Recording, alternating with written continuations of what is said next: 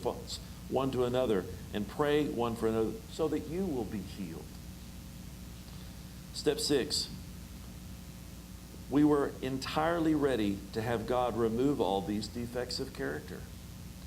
I want to read some of them again for you, so you'll get an idea about what I'm talking about. Behaviors are resentments, fear, repression, or inappropriate anger. I had somebody get angry with me the other day, and I said, you know what? You have no reason to be angry with me. I have nothing but love for you. And that person had to admit to themselves that the anger was not about me, it was someone else, but they directed it towards me.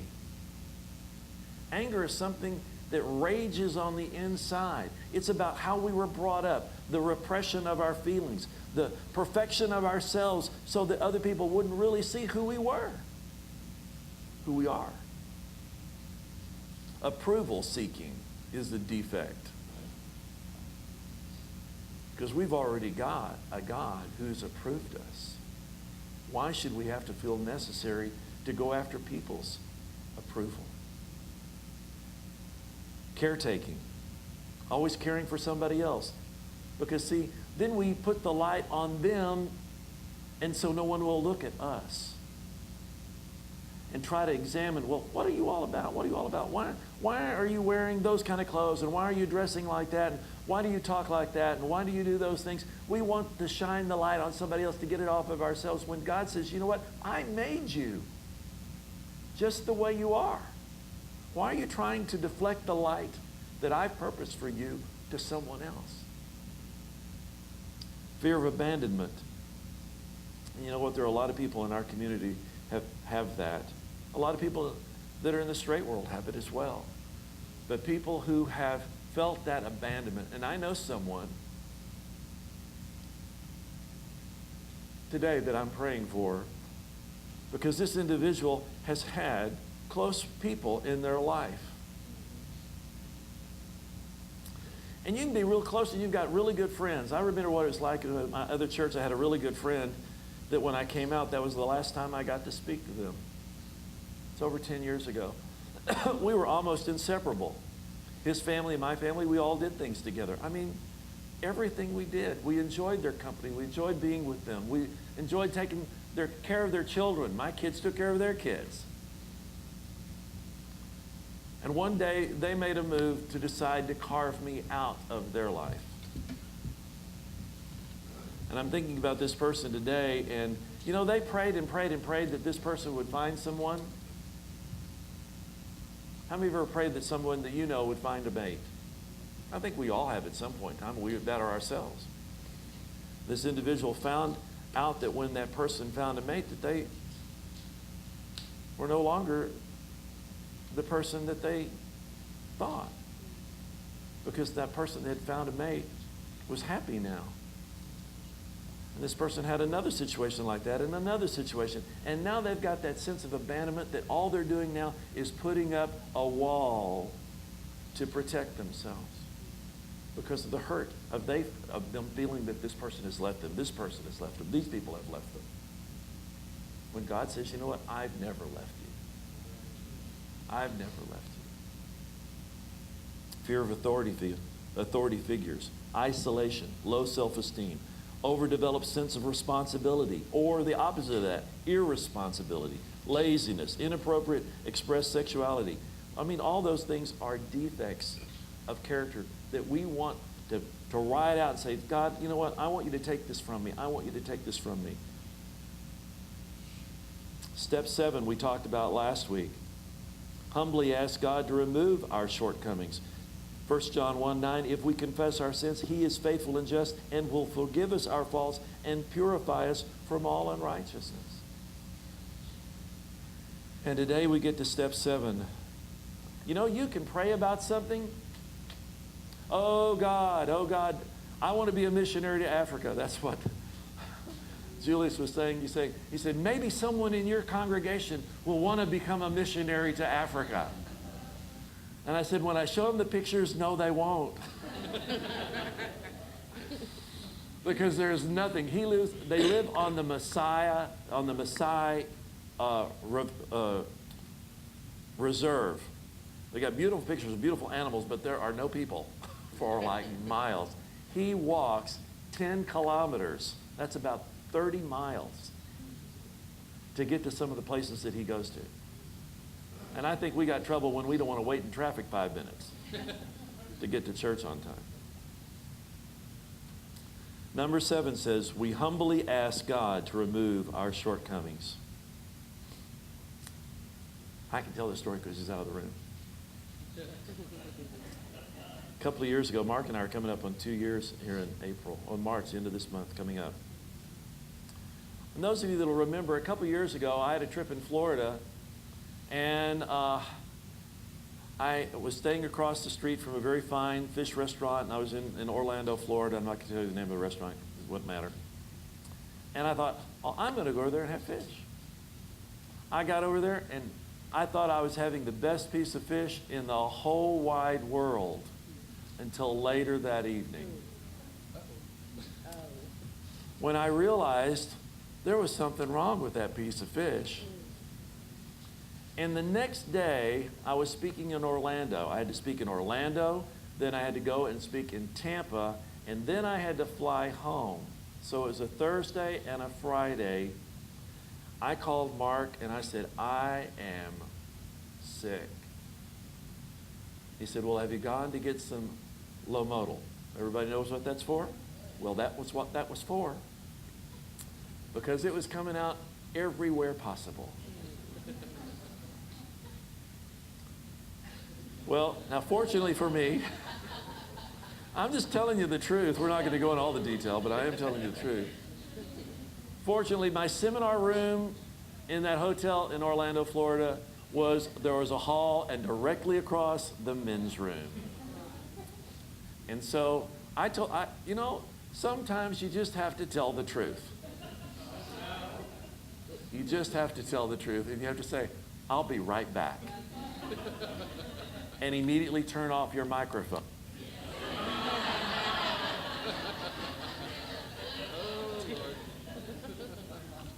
Fortunately for me, I remembered that. Because I've been in a place where someone didn't, and it was not pretty. Not pretty. Well, I got through the day. And then I had to drive from from Orlando over to Tampa, where I spoke. I was sick still that day. The Lomodal wasn't doing any good. The doctor, I called my doctor. He prescribed something. He said, now this might make you a little dizzy. Well, I took it. Well, I wasn't drinking enough because I didn't want to drink anything. To add, problems to problems. And I decided that I wasn't going to drink anything except enough to take these pills. Well, that pill, I had decided, and I don't have any stool today, but I never speak from a stool, ever, maybe a half a dozen times in my whole life in 15 years. But I was sitting on this stool, had my computer in front of me, and I was talking to the people, and the next moment I was on the floor completely out. Had no idea what had transpired. People were over me saying, should we call an ambulance? Should we call an ambulance? And I'm going, what? It had completely taken me by surprise, and I was on the floor, never more embarrassed in my whole life than to tell you that story right now. I called Mark and I said, I don't know if I'm going to be able to get on this plane. Really, sincerely, I didn't know if I was going to be able to make the flight. And I said, well, I don't have a choice. It's either that or call 911 and go to the hospital. And I said, I can't afford to go to the hospital. I don't want to be here and be this sick. Well, how many of you fly a lot? I know Neil does, Neil flies a lot. I know some other people fly a lot. Freddie and a bunch of us do. I know Gina does still a little. Well, you just don't want to use the bathroom on the plane. Can I say more? You take care of business before you get on the plane, and you run right after the plane. Well, fortunately for me, that day, I was able to get bumped to first class 3E, directly across from the plane restroom. Not once, but twice I paid a visit there in the 2-hour flight home. I called Mark, and he said, okay, let me ask you something. We were still, very new in our relationship. He said, let me ask you a question. Are you going to be one of those kinds of people that never let anybody do anything for you, or are you going to let me, a nurse, take care of you? And I had to think about that, because I am not the kind of person that let other people take care of me. I don't really want anybody around me when I'm not feeling up to par. I don't like that. I don't like sharing that part of my life with anyone in any way, shape, fashion, or form. And I told him, I said, well, I don't know why. He said, because I only want to be with someone who's willing to let me help them when they need the help. So I said, okay.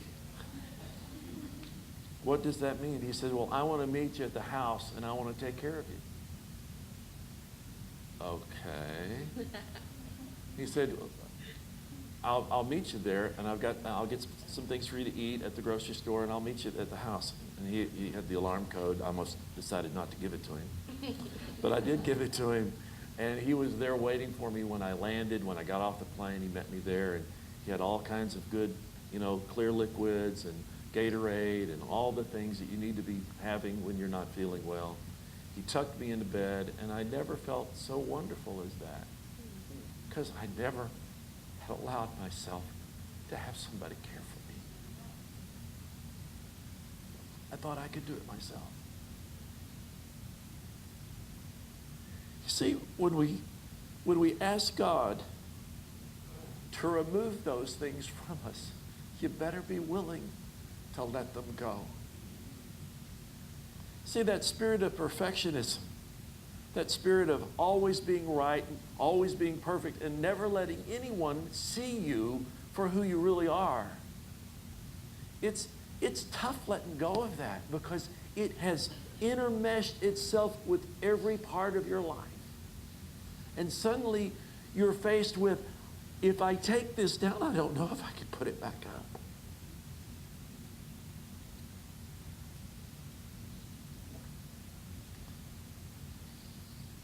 You see, step 7 is all about allowing God to do something for you that you cannot do for yourself.